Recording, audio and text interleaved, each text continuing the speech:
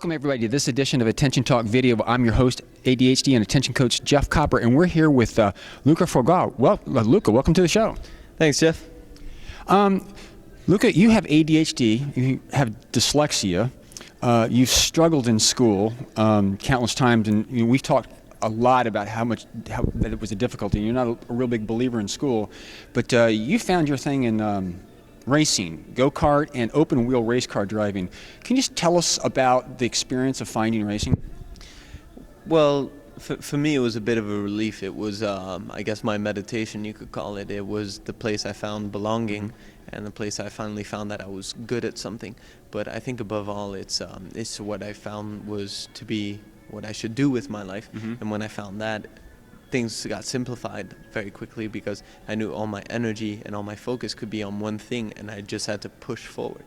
And you started this by age 15. You were getting sponsors, racing on circuits, and kind of moving your way up. And you're aspiring to the Indianapolis 500 and IndyCar relatively soon. There's a lot of people out there that are teenagers with ADHD that are kind of struggling and stuff with it. What advice, or what would you tell them if you were having to look in their eyes, if they're sitting there kind of, I'm struggling, and where am I going with this?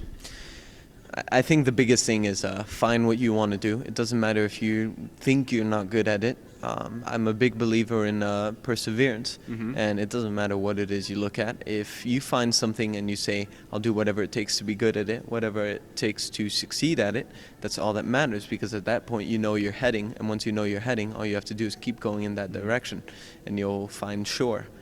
So metaphorically speaking. You said something one time that you don't believe in failure. You believe in accepting outcomes. Can you speak to that a second? Yeah, so I think failure, the very definition of that word is labeling an event as something. And when you have failure, you are accepting the outcome of something as failure. If you don't accept it as failure and simply a lesson, then you never have truly failed, and you can keep on going, keep on trying, keep on trying. And what's going to happen is you've got a wall in front of you probably, and that wall has to give out. It's who's going to give out first. Are you going to quit, or is that wall going to come down? And it's kind of funny because just to drag another story, I remember talking to you, and you were, I think, in the 6th or 7th grade. A couple years ago, you described yourself as almost illiterate, and you sat down to read the book Ergon. And at first, you could only read a page an hour, and a year later, only 5 pages an hour, but you were able to finish that book.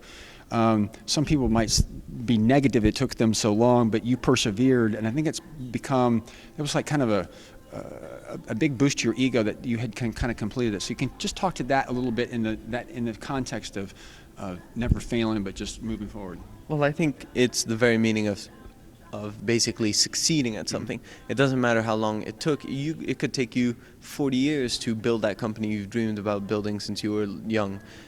As long as you got there, that's what matters. I mean, that's the thing with success. It could take a person a year or 20 years. It's really that's what I found with that book. Yes, I completed it, and it took a year. It took a year too long, if you ask me. But at the same time, I got it done, and that's all that matters. When I look back, I can say I got it done. I told myself I would do it. I did it. Done. Not it took a year. That wasn't the objective. The objective was to get it done.